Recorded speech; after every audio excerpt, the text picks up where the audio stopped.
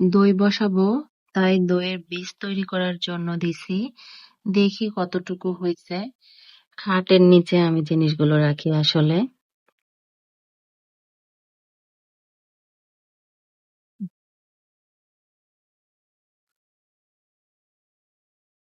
দইয়ের বীজ যদি ভালো হয় তাহলে পারফেক্ট দইও সুন্দর মতো হয়ে যায়।